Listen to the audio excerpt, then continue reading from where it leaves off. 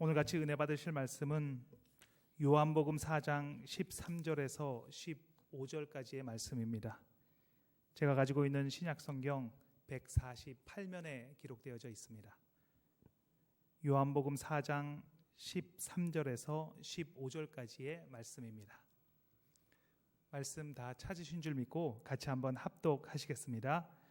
예수께서 대답하여 이르시되 이 물을 마시는 자마다 다시 목마르려니와 내가 주는 물을 마시는 자는 영원히 목마르지 아니하리니 내가 주는 물은 그 속에서 영생하도록 솟아나는 샘물이 되리라. 여자가 이르되 주여 그런 물을 내게 주사 목마르지도 않고 또 여기 물 기르러 오지도 않게 하옵소서. 아멘. 아멘. 옆 사람과 같이 한번 인사하시겠습니다. 정말 잘 오셨습니다. 이렇게 인사하시겠습니다. 정말 잘 오셨습니다. 한 번 더 인사하시겠습니다. 주님이 함께 하십니다. 이렇게 인사하시겠습니다. 주님이 함께 하십니다. 네, 감사합니다.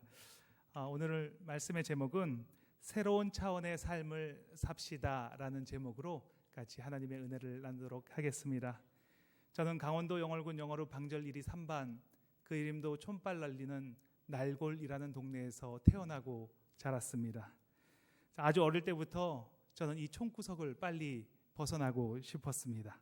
저랑 수준이 맞지 않는다라고 생각을 했기 때문입니다. 이곳에서 빨리 떠나서 새로운 세상, 더 넓은 세상으로 나가야 한다고 생각했습니다. 그래서 군대를 제대하고 서울로 올라갔습니다. 처음에 서울 생활은 너무나 즐거웠습니다. 새로운 사람을 만나고 새로운 문화에 또 많은 것들을 경험할 수 있는 그런 서울이 너무나 좋았습니다. 그런데 학교를 졸업할 때쯤 되어서 나의 마음속에 새로운 세상으로, 더 큰 세상으로 나가야 된다는 생각이 들어왔습니다. 그 세상은 더 넓은 세상을 보고 그리고 더 큰 것을 누리며 살아야 한다는 생각이었습니다. 그래서 학교를 마칠 때쯤에 미국으로 유학을 오게 되었습니다. 인간의 마음속에는 새로운 세상으로, 더 넓은 차원으로, 그리고 더 높은 곳으로 나아가고자 하는 욕구가 있습니다. 그리고 그 욕구는 너무나 자연스러운 것입니다. 미국의 심리학자 아브라함 네슬로우는 인간에게는 5가지 욕구가 있다고 말을 합니다. 첫 번째는 먹고 마시는 가장 기본적인 욕구입니다. 두 번째는 현재보다는 좀 더 안정적인 생활을 하고 싶은 욕구입니다. 이 욕구를 통해서 인류가 발전을 했습니다. 수렵과 채집을 하다가 그러다가 농경사회로 발전이 되고 그리고 공업사회로 다시 발전하게 됩니다. 세 번째는 사회 기속의 욕구입니다. 어떠한 공동체에 내가 그 일원으로 소속하고 싶은 욕구입니다. 그리고 네 번째는 명예 욕구입니다. 그 공동체에서 권위와 힘을 나타내고 싶은 욕구가 네 번째 욕구입니다. 그리고 마지막 5번째는 자아를 실현하고 싶은 욕구입니다. 스스로 존재의 가치에 대해서 고민하게 되는 것입니다. 물론 이 욕구가 꼭 단계별로 나타나는 것은 아니지만 더 나은 삶으로 나가고자 하는 욕구는 늘 가지고 있습니다. 그 욕구를 만족시키기 위해서 우리는 살아갑니다. 여러분은 어떠한 욕구를 가지고 계십니까? 오늘 본문에 이 수가성 여인도 이러한 욕구를 가지고 있음이 틀림이 없습니다. 먼저 결혼을 5번이나 했습니다. 더 나은 삶을 위해서, 새로운 삶을 위해서 부단히 노력했습니다. 그리고 지금은 6번째 남자와 아무렇게나 살아가고 있습니다. 그렇다고 이 여인의 욕구가 사라진 것일까요? 그렇지는 않습니다. 이 여인의 욕구는 새로운 형태로, 새로운 단계로 계속해서 나타납니다. 오늘 본문의 대화에서도 예수님께서 내가 주는 물은 그 속에서 영생하도록 솟아나는 샘물이 되리라 라고 말씀하셨습니다. 그랬더니 그런 물을 내게 주사 목마르지도 않고 또 여기 물 기르러 오지 않게 하옵소서, 이렇게 이야기를 합니다. 또 예수님이 누구인지 알았을 때에는 바로 예배를 어디에서 드려야 하는지 영적인 욕구를 내비칩니다. 그런데 예수님을 만나고 이 여인은 자신의 욕구와 상관없이 새로운 차원으로 갑자기 점프를 합니다. 물덩이를 내버려 두고 동네로 들어가서 많은 사람들에게 예수를 증거하는 사람으로 변모하게 됩니다. 해결되지 않은 욕구를 가지고 예수님을 만났는데 예수님을 통해서 욕구뿐만 아니라 그 다음 단계로 점프를 하게 됩니다. 어떻게 이런 일이 가능할까요? 오늘 본문을 살펴보면서 어떻게 예수님을 통해서 새로운 차원의 삶을 살아갈 수 있는지 같이 살펴보도록 하겠습니다.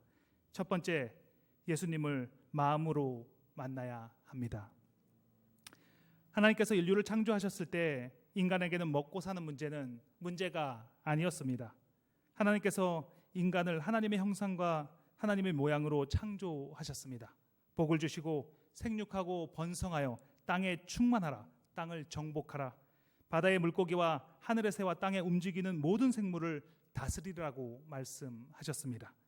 그리고 온 지면의 채소와 나무를 너희에게 준다고 말씀하셨고 하늘과 땅의 모든 것을 먹거리로 주셨습니다. 하나님이 세상을 창조하셨을 때에는 인간의 욕구 5단계 이런 것은 없었습니다. 인간의 욕구는 충만한 상태였고 세상의 모든 것들을 누리며 살아갈 수 있는 존재로 우리를 창조하셨습니다. 그런데 아담과 하와가 범죄함으로 선악과를 따먹음으로 인해서 그 죄를 통해서 그 지위와 권세를 잃어버리게 되었습니다. 그리고 그 권세가 사단 마귀에게 넘어갔습니다. 누가복음 4장 6절에 보면 예수님께서 40일 금식 후에 시험을 받는 장면이 나옵니다. 그때 마귀가 뭐라고 말합니까? 같이 한번 읽겠습니다. 이르되 이 모든 권위와 그 영광을 내가 내게 주리라. 이것은 내게 넘겨준 것이므로 내가 원하는 자에게 주노라. 이렇게 말합니다. 원래 하나님께서 우리에게 주신 권세인데 범죄로 인해서 그 권세가 마귀에게 넘어갔습니다. 거짓의 아비 마귀는 그 권세를 마음껏 사용하고 있습니다. 사단은 그 권세로 욕구를 채우는 삶을 살아가도록 우리를 부추깁니다. 이 수가성 우물가의 여인의 삶을 보면 목이 마르니까 물을 기르러 나옵니다. 물이 있어야 살 수 있기 때문입니다. 그런데 아무도 없는 무더운 한낮에 물을 기르러 나옵니다. 사람들이 수군거리는 것을 의식해서 그렇습니다. 공동체에서 손가락질 받는 것을 상당히 부담스러워 합니다.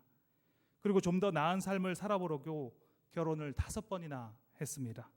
이 사람이 아닌 다른 사람하고 살면 좀 더 나을까? 좀 더 다른 욕구를 느낍니다. 그렇게 5번이나 결혼하고 6번째 남자와 살고 있습니다. 하지만 욕구는 해결되지 않습니다. 더 좋은 삶, 더 행복한 삶, 남들과 비교해서 폼나는 삶을 살고 싶습니다. 그런데 새로운 단계로의 점프는 그렇게 쉽지가 않습니다. 갈망은 하지만 현실에서는 이루어지지가 않습니다. 그런데 그 욕구는 계속 가지고 있는 그런 상태가 계속되는 것입니다. 오늘을 살아가는 우리도 2000년 전에 이 여인과 같은 삶을 살아가고 있습니다. 우리 안에 욕구가 있습니다. 더 나은 삶을 살고 싶은 욕구가 우리 안에 있습니다. 다른 차원의 삶을 살고 싶습니다. 좀 더 안정적인 삶, 다른 사람들의 인정을 받으며 내가 하고 싶은, 내 꿈을 이루고 싶은 그런 욕구들이 있습니다. 그런데 그 욕구가 이루어지지 않습니다. 너무나 열심히 살아가는데도 말입니다. 아침부터 저녁까지 정말 열심히 살아갑니다. 내 삶을 돌아볼 여유 없이 아침부터 저녁까지 정말 부단히도 노력합니다. 예수님께서는 이 모든 것을 아시고 계십니다. 그래서 이렇게 말씀하십니다. 이 물을 마시는 자마다 다시 목마르려니와 내가 주는 물을 마시는 자는 영원히 목마르지 아니하리니 내가 주는 물은 그 속에서 영생하도록 솟아나는 샘물이 되리라. 이런 물은 이 세상에서는 맛볼 수 없는 물입니다. 사단 마귀가 권세 잡고 있는 이 세상에서는 이런 물을 얻을 수도 없고 이런 물을 마실 수도 없습니다. 오히려 이런 물을 가지고 계신 예수님을 숨기고 감추려고 합니다.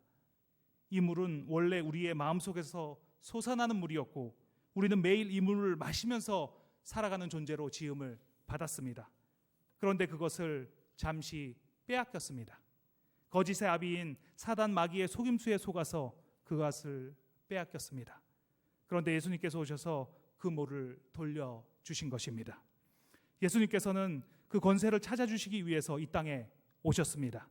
예수님의 말씀을 듣고 그리고 그것을 믿으니까, 그러니까 원래 우리에게 주셨던 권세를 누리며 살아가는 존재가 되는 것입니다.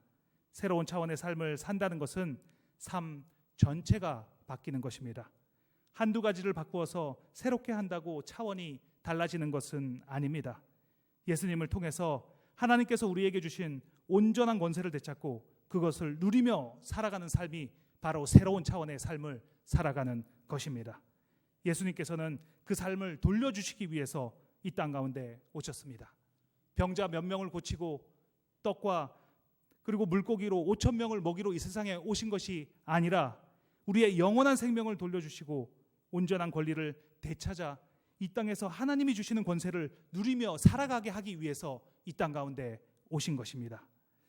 저는 새로운 삶을 살아간 사람을 생각할 때 항상 사도 바울이 생각이 납니다. 사도 바울은 원래 이 세상의 권세를 쫓아서 살아가는 사람들 중에 속해 있었습니다.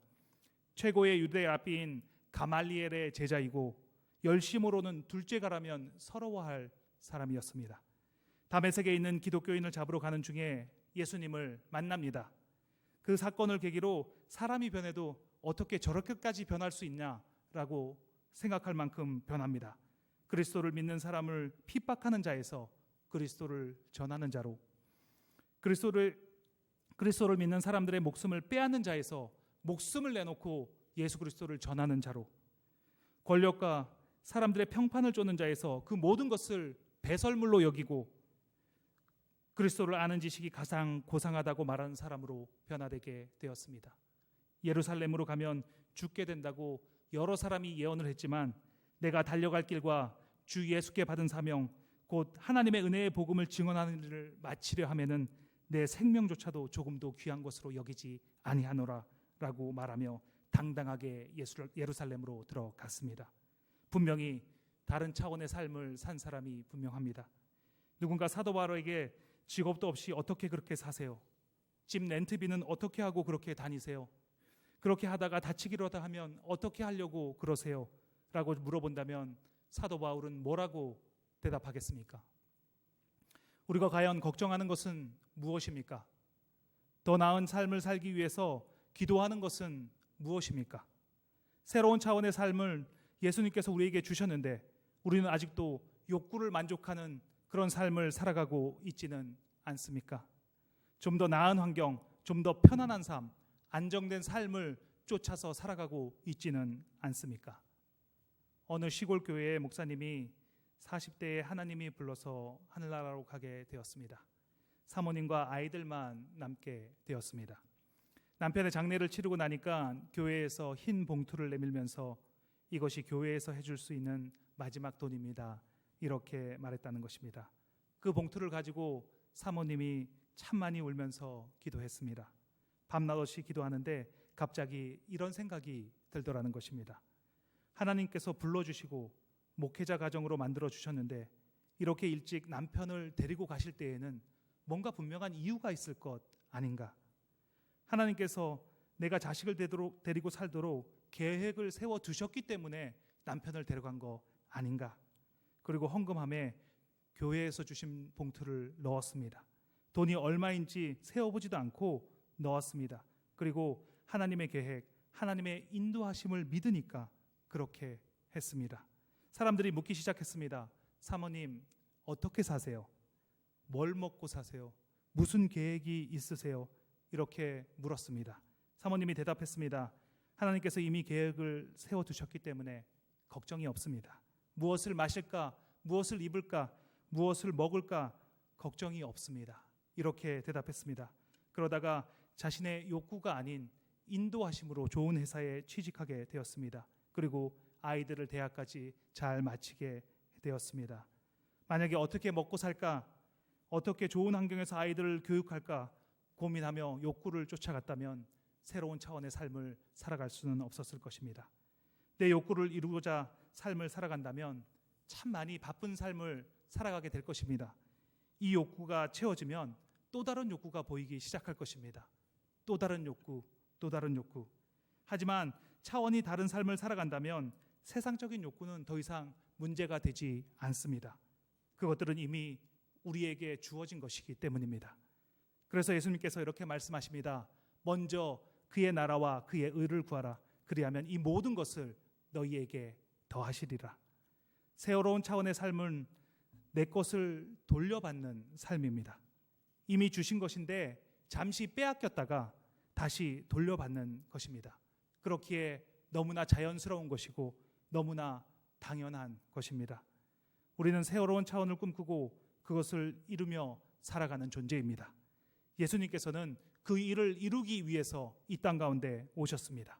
십자가에 못 박혀 죽으시고 부활 승천하셔서 지금은 하나님 보좌 우편에서 우리를 위해서 탄식으로 기도하고 계시는 이유가 무엇이겠습니까?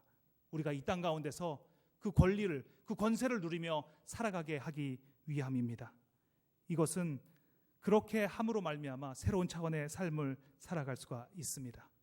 그러면 어떻게 새로운 차원의 삶을 살아갈 수가 있겠습니까? 두 번째, 분별이 필요합니다. 우리는 눈에 보이지 않는 전쟁을 매일매일 치르며 살아갑니다. 그런데 눈에 보이지 않으니까 전쟁터에 있는지 모른다는 것이 문제입니다. 이 전쟁은 우리의 생각과 마음속에서 매일매일 일어나고 있습니다. 눈에 보이지 않는 것보다 더 치열한 전쟁인데도 우리는 잘 모릅니다. 지금 이 시간 제가 말씀을 전하는 이 순간에도 사단과 마귀는 다른 생각들을 집어넣고 있을 겁니다. 지금 또 다른 생각들을 집어넣습니다. 지금 또 다른 생각들을 하고 계시지 않습니까? 이런 전쟁을 매일매일 치르고 살아가고 있습니다. 오늘 본문 앞절에 보면 예수님께서 물을 달라고 하십니다. 그랬더니 유대인이 어째서 사마리아인과 상종합니까? 이렇게 이야기를 합니다. 예수님은 4장 10절에 내가 만일 하나님의 선물과 또 내게 물 좀 달라 하는 이가 누구인 줄 알았더라면 내가 그에게 구하였을 것이요 그가 생수를 내게 주었으리라 이렇게 말씀하십니다. 그랬더니 사마리아 여인이 당신은 그릇도 없는데 어떻게 물을 기를 수 있습니까? 이렇게 대답을 합니다.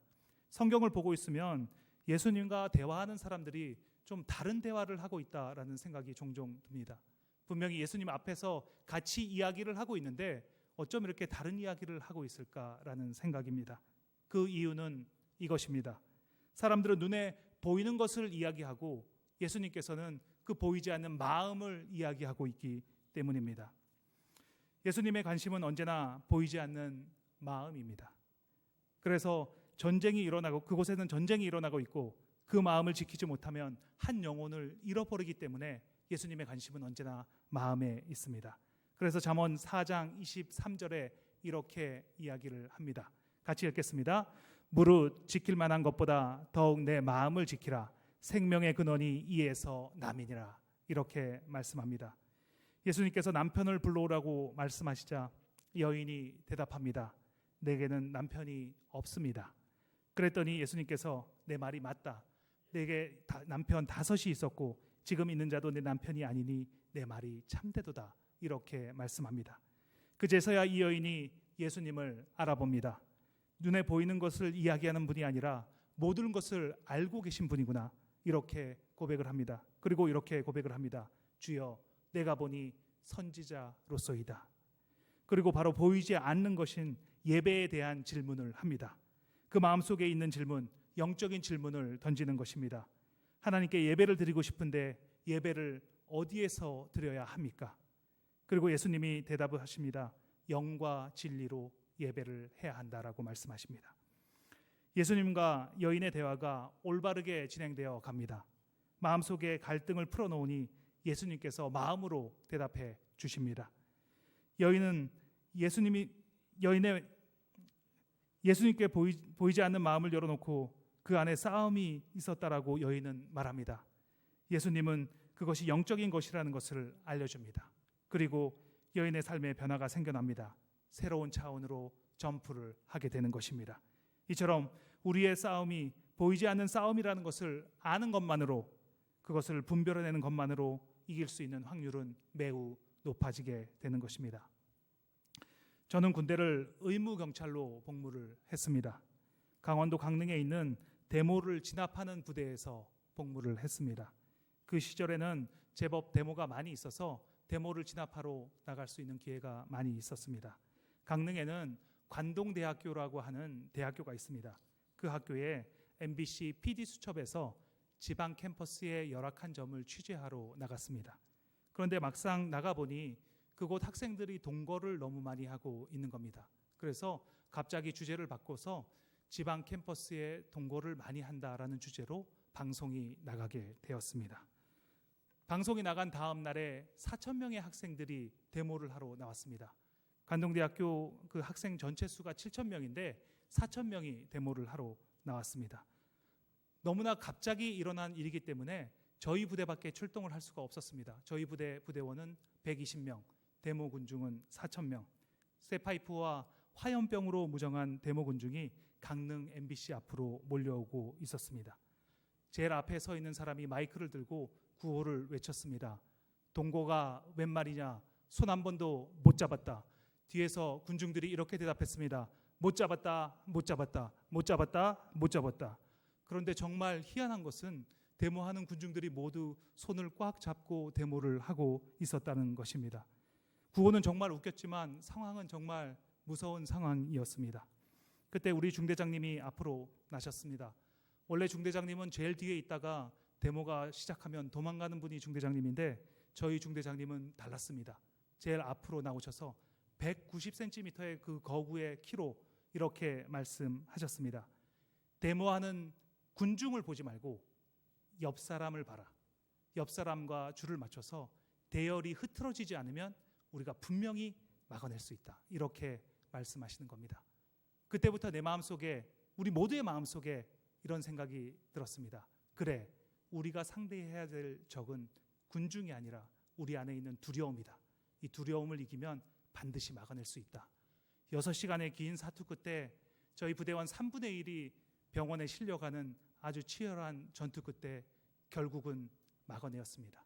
결국은 우리가 그 두려움을 이김으로 인해서 그 데모를 막아냈던 것입니다.